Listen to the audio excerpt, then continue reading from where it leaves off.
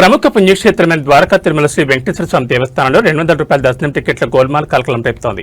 దేవస్థానం అధికారికంగా విక్రయించే టికెట్లకు బదులుగా క్యూఆర్ కోడ్తో సొంతంగా తయారు చేసిన నకిలీ టికెట్లు విక్రయించిన ఘటన వెలుగులోకి వచ్చింది. సుమారు 61 నకిలీ దర్శనం టికెట్లు విక్రయించినట్లు ప్రాథమికంగా గుర్తించారు. ఈ టికెట్లను దేవస్థానంలో పనిచేసే అవుట్సోర్సింగ్ ఉద్యోగి ఏఈఓ రమణ్ రాజ్ కుమారుడు ఐఎస్జే రాజు విక్రయించినట్లు అధికారులు గుర్తించారు. దేవస్థానం అధికారిక టికెట్ల స్థానంలో డేటా పెన్ డ్రైవ్ ఉపయోగించి సొంతంగా టికెట్లు ప్రింట్ చేసి విక్రయిస్తున్న సమయంలో ఈ వ్యవహారం బయటపడింది.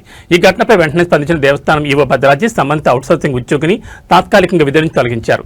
ఈ ఘటనపై దేవస్థానం ఏఈఓ ఎం దుర్గారావు ద్వారకా తిరుమల పోలీస్ స్టేషన్లో ఫిర్యాదు చేశారు. పోలీసులు కేసు నమోదు చేసుకుని దర్యాప్తు కొనసాగిస్తున్నారు. గత 3 నెలలుగా నకిలీ టికెట్ల విక్రయం జరుగుతున్నట్లు ఆరోపణలు వినిపిస్తున్నాయి.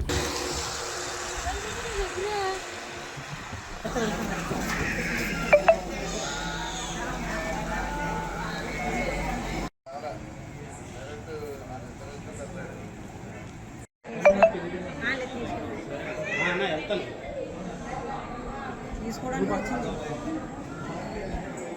తెలియదు కదా వచ్చిందే తీసుకో 200 అన్నారు 200 అయిపోయింది స్కాన్ అవన్నీ ఉన్నాయండి ఎంత ఉన్నాయి